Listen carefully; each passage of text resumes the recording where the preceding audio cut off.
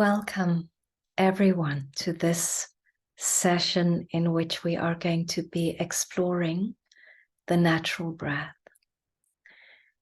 And as we know, the breath is precious. It is extremely difficult and impossible to be living this life without the breath. So it has a magical element already, the fact that it actually always is with us, that it always is available and allowing us to have an inhalation. The fact that we are able to exhale, it's extremely special to become conscious of the breath and to become grateful for the breath. It's extremely precious that we at times want to not just take this breath for granted. The breath often is regarded as the most precious teacher, the most precious friend. So it's often said that the breath is a beloved friend because it is always with us in this life. We are never without the breath. It is never far away. The reason we want to never take it for granted is because we understand that some people don't always have access to the breath. Whether that is because they are being attacked, or whether that is because there is an illness that doesn't allow them to breathe easily. And so we want to remember that when we do have access to the breath, that we want to treasure it and hold it and celebrate it and express our gratitude, this incredible beloved friend that allows us to draw in what this body needs, to draw in the oxygen that this body requires, and to release the carbon dioxide that this body does not need. So we want to remember that there is something very intelligent in this particular life and in this particular universe that allows us to inhale exactly what this body requires and allows us to exhale and release what this body does not need. So we're going to take a practice together that lets us spend time cultivating this relationship with this breath. And in the practice, we're going to pay attention to where the breath is. And so I want to show you what we may do at times in the practice is we may place one hand on the chest and one hand on the belly. And the idea here is that I want to be able to feel as I inhale where the body moves, and as I exhale where the body moves. Very often what happens with the natural breath is I could be inhaling only into the chest and not so that the bottom hand is not moving at all. And ideally, when I'm taking a full yogic breath, I want to be able to inhale into the abdomen as well.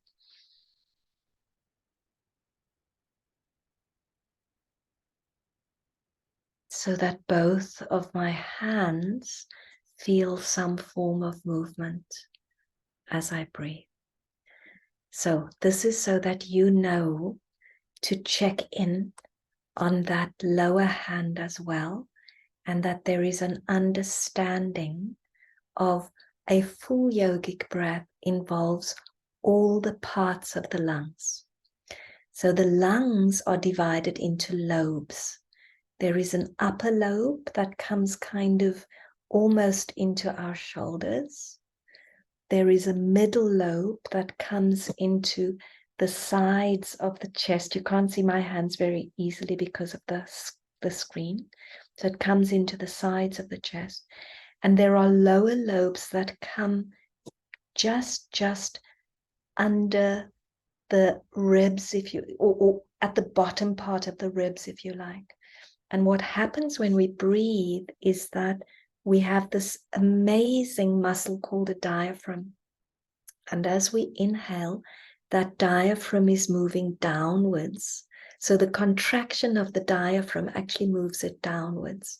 And as we exhale and the diaphragm relaxes, it makes like this bell shape that corresponds, if you feel your ribs, the bottom of your ribs, that corresponds to that shape of the ribs, right? So the notion of breathing fully in yoga is that we actually are expanding into the lower lobes of the lungs as well, so that we are able to oxygenate the body, get as much oxygen into the body as possible. And that when we exhale, it's almost like we're going to gently contract that abdominal area. And what that's doing is it's helping remove the excess carbon dioxide from the lungs so that they can be expelled from the body and they can merge with the airs around us. Okay. So I will speak afterwards about what happens if I'm not feeling the breath in the belly, and we'll talk about that then. So please, for now, let us begin by really relaxing into our seat. It may be that I'm sitting on a chair. It may be that I'm seated on the ground and that I've elevated my seat with a cushion. It could be my pillow that I sleep on. It could be any other kind of cushion, but elevated myself with a cushion so that the body is as comfortable as it can possibly be. Really important that we want the spine to be long. And the reason we do that, the reason we emphasize the long spine, is so that there is freedom for the body to be able to move. There is no hunching, in which case I can't breathe very, very deeply. You can try that for yourself. And there's no stiffness where I'm over expanding and opening the chest, but actually there's a lot of tension in the shoulders.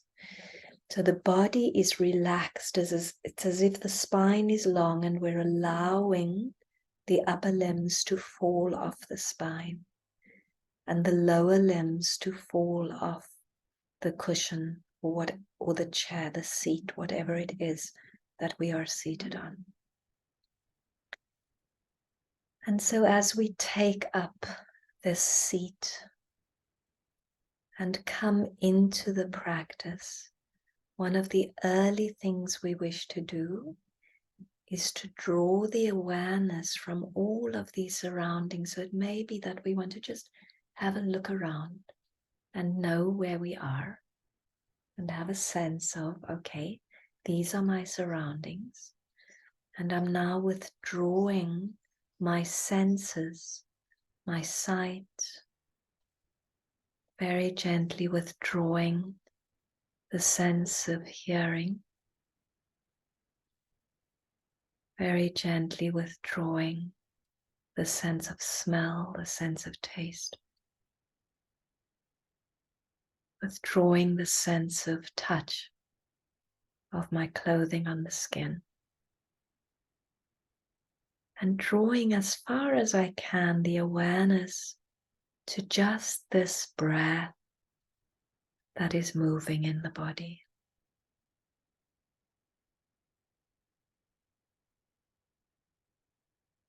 And as I notice the breath in the body, I may notice the breath as it enters the body through the nostrils.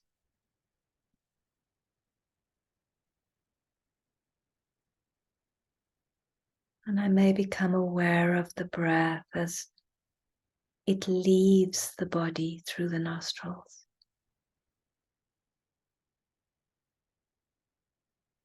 And as I pay attention here, just keeping the focus at the nostrils themselves,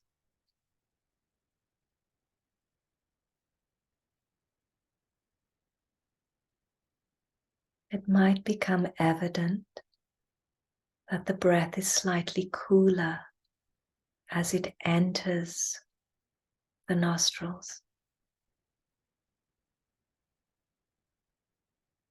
that it is slightly warmer as it leaves the nostrils.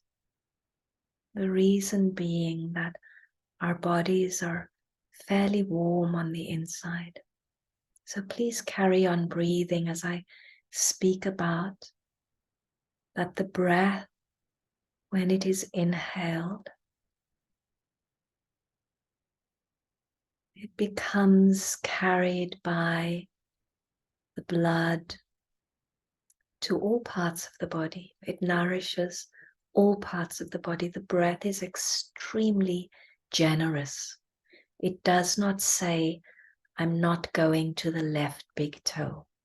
It's extremely generous and based on a principle of equality. And it carries the oxygen from this breath to all parts of the body. So it oxygenates the body.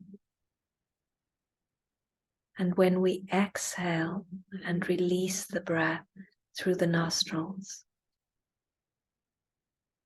it carries all the unnecessary gases like carbon dioxide out of the body. So as we continue breathing, it may be that there's an awareness of how this breath nourishes the whole of this physical form.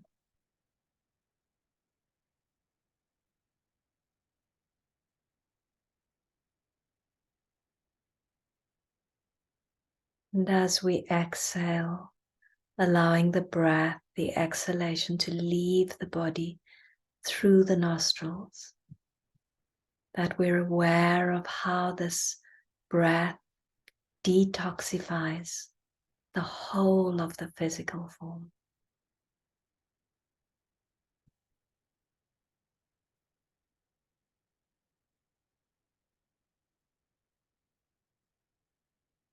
So just breathing here in this way. As I inhale, I'm oxygenating and nourishing the whole of the body.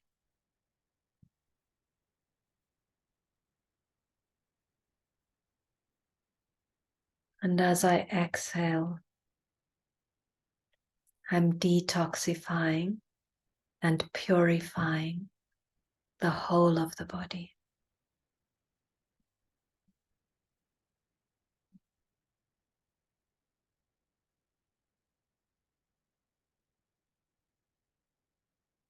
And so a few more breaths here, really allowing for this flow of the breath.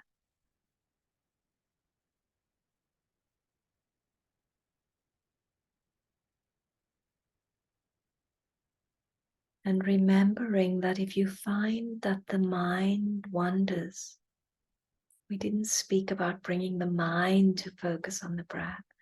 Should the mind wander, we bring it back again and again and again, and as many times as we need to. That we place the hands comfortably on our thighs or our knees, or in our laps if we prefer.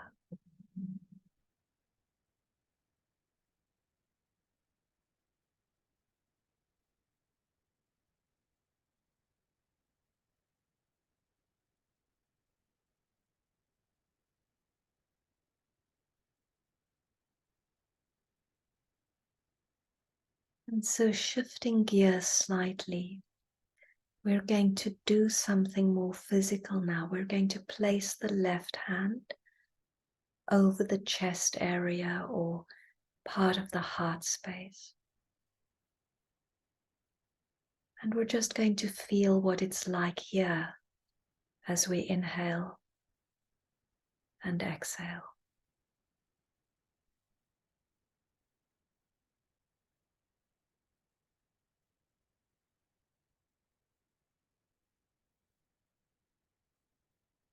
Am I able to feel the movement under my hand or through my hand as the chest moves with the breath? It expands a little bit and inflates like a balloon on the inhalation. And it releases and settles back on the exhalation.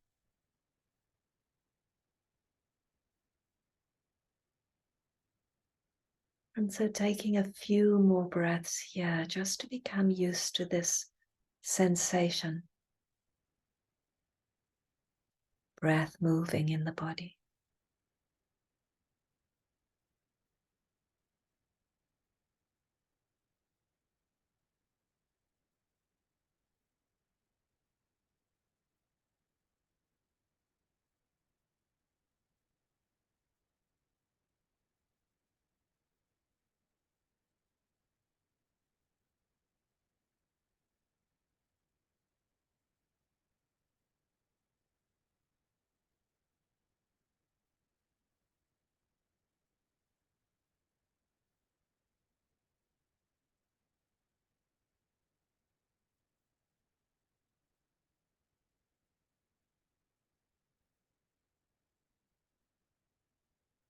And then gently releasing this left hand and allowing it to come back to your lap or to the thigh.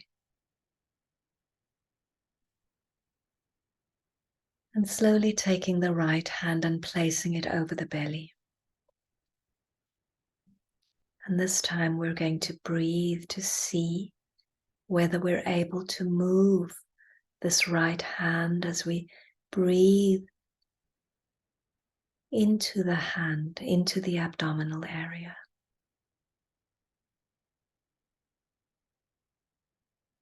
So the focus now is on the breath into the abdomen, those lower lobes of the lungs.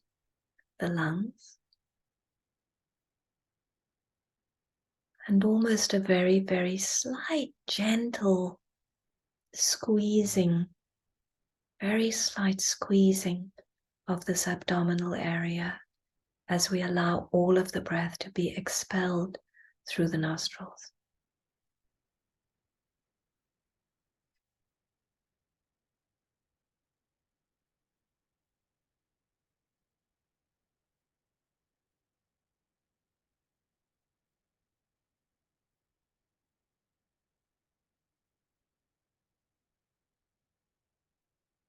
So we're seeing here whether there is any movement in the hand, and please rest assured that you are breathing. Even if you are not feeling movement in the hand, you are breathing.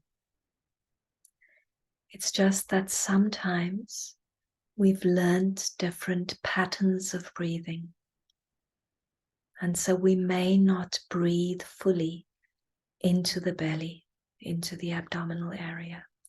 It might be that the breath, through habit, is a little bit trapped in the upper areas of the lungs, and that it does not go all the way down to the belly.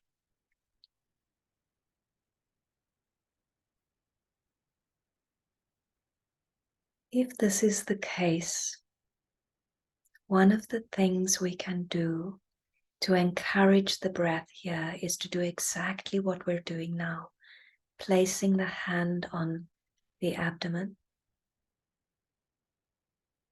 remaining very focused. So it's almost as if we are directing the breath into the abdomen. It's as if nothing else matters. All we're doing is directing the breath all the way down into the abdomen.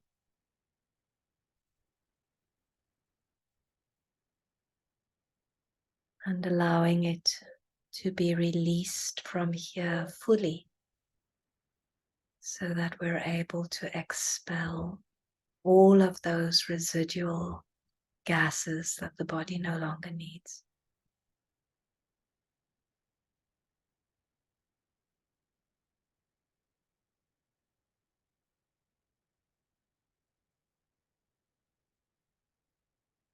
And if we still find that there is very little movement here, we can lie down on our backs and place a tiny little bean bag. You know, those, they look like pillow cushions, but they're like baby cushions. A bean bag or anything as light on the belly, so that we can try moving the bean bag from a lying down position. Sometimes this is an easier way to get the breath into the abdomen.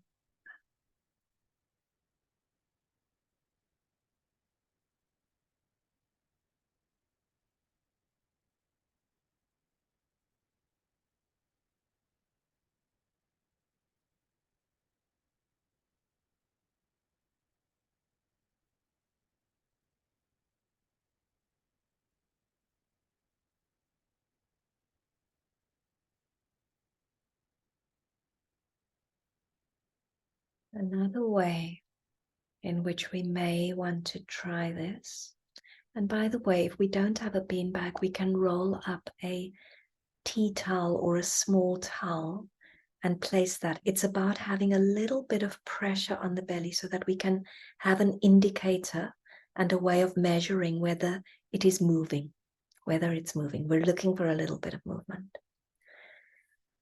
And sometimes with time, it might be helpful to twist our bodies as much as we can and to feel what happens with the breath in the twisted position. So in the extreme twisted position, how far does the breath go? And staying there, even though the breath will be compressed, it won't be able to go fully into the abdomen. And then to release that posture and come back to center, place the hand over the belly again. And see now whether there is any movement in the abdomen. Just taking about 3 breaths here. Sometimes that twisting can help us become more aware of the movement of the breath in the abdomen.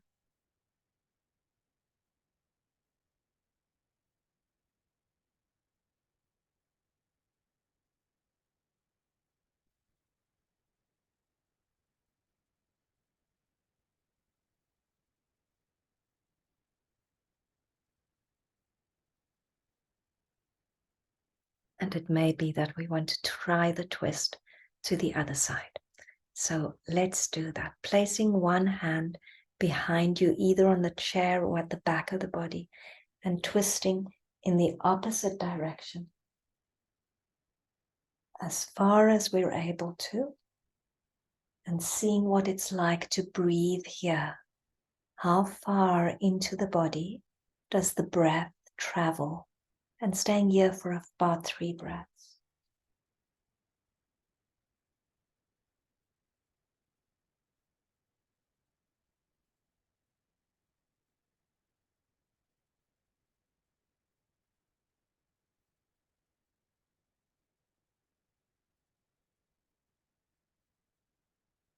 And gently returning. We usually return on an inhalation. And once again, placing a hand on the belly and seeing whether this relaxes this area anymore.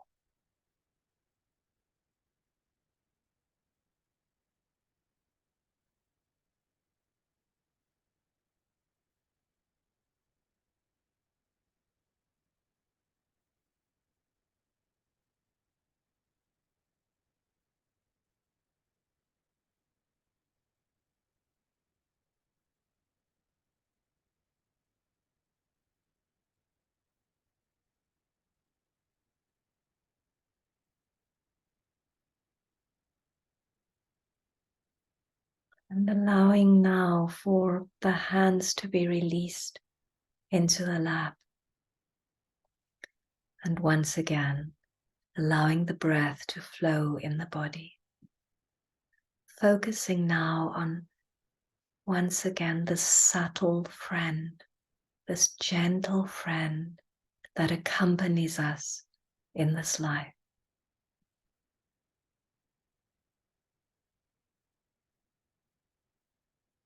Inhaling the life force that this life and this breath offers. And on the exhalation, offering of ourselves back to the universe.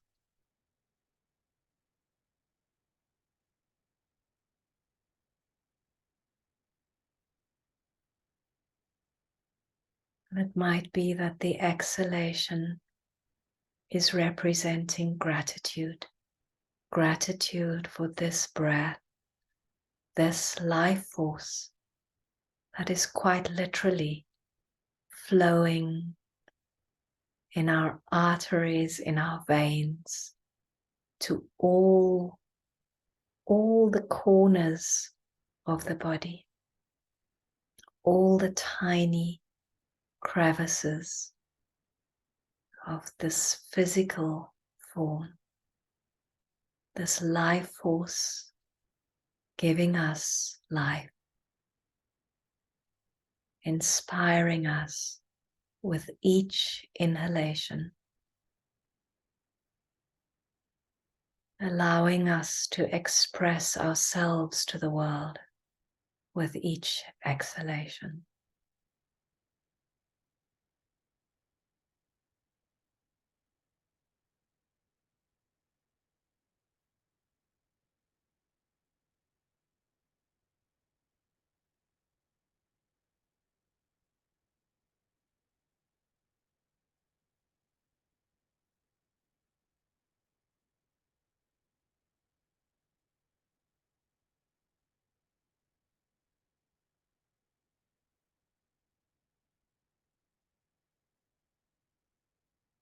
And so taking our last 3 breaths here, just for this practice, 3 breaths, so that we are consciously able to transition without rushing ourselves,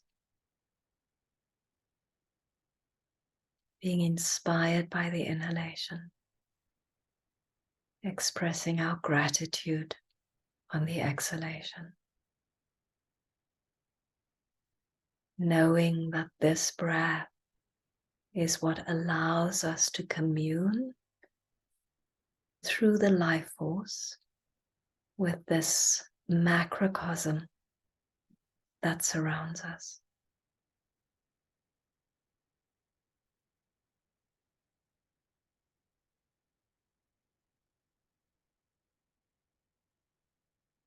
So being aware of this living organism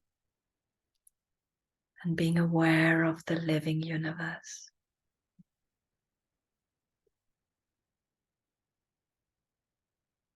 And then very gently bringing our awareness from the breath back to the senses, so that once again I become aware of the sounds that are surrounding this life, this living being.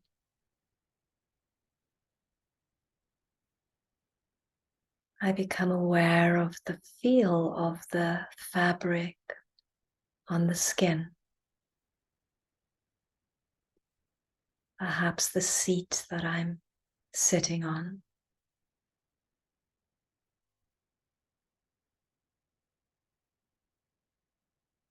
I become aware of the smells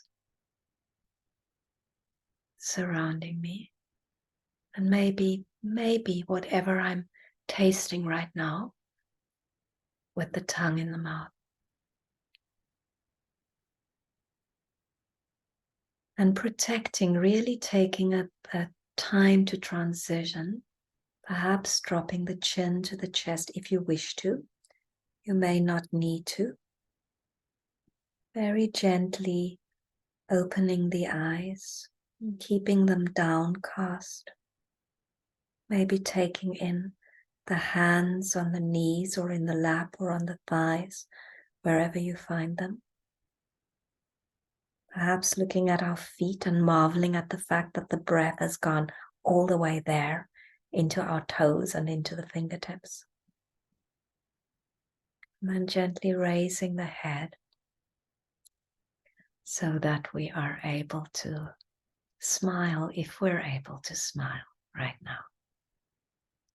And drawing this time, this practice time to a close as we just gently transition and remember what it is that we learned here about the natural breath every time we breathe being a gift of life, that we're living beings in a living universe, that we are offered the life force through every inhalation, that we are able to express ourselves and the gift of this life back to this living universe through gratitude and acts of kindness with every exhalation. And that at a physical level, we want to become a lot more intimate with the breath, this breath that travels in the body. Where is it reaching to? Does it move beyond the chest into the abdomen? What are the ways in which I may encourage it to move into the abdomen if it is not always there? And so we did things like we used the hand to feel the hand moving. I suggested that you could lie down and place a towel or something that has a little bit of weight on the belly to see if it moves. That it's possible to twist to bring more awareness to this abdominal area and how the breath stops in a twist before it can get there. And then when we release, it's easier for us to become aware of the breath at the belly. And of course, you may find other ways. So let me finally say that sometimes for people who are anxious, we want to be especially careful that there is no forcing in this practice. There is an invitation. And we're always reassuring people about there's no problem if the breath is in the lungs, you are alive and you are breathing. We always want to reassure people about this. Because with anxiety, if I bring awareness to the breath, it can sometimes make the anxiety a little bit worse. And so relaxation is so extremely important. And we want to always make sure that the body is supported and relaxed before we take these practices. It's very helpful to know and to remember that for asthmatics, people who suffer with asthma, the problem is that often we are not exhaling sufficient. So there is trapped air in the lungs, and that's the reason why we cannot inhale fully. So when somebody is having an asthma episode, we encourage them to release the breath as much as possible. We encourage deeper relaxation, because remember, sometimes it can feel, it can create a lot of anxiety.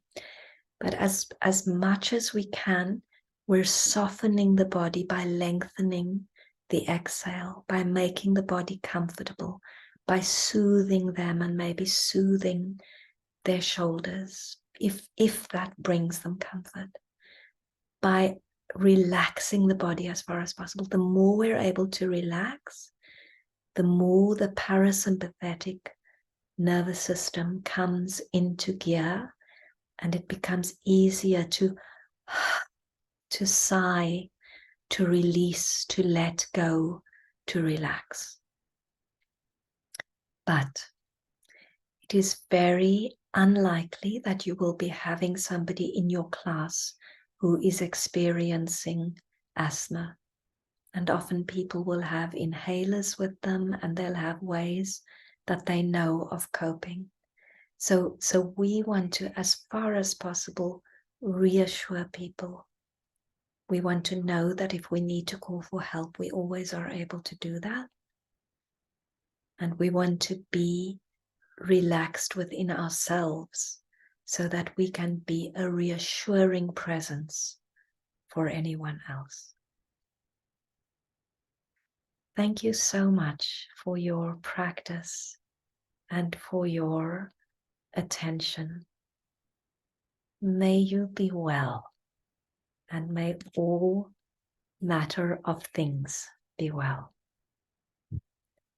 I look forward to seeing you next time. Go well. Thank you.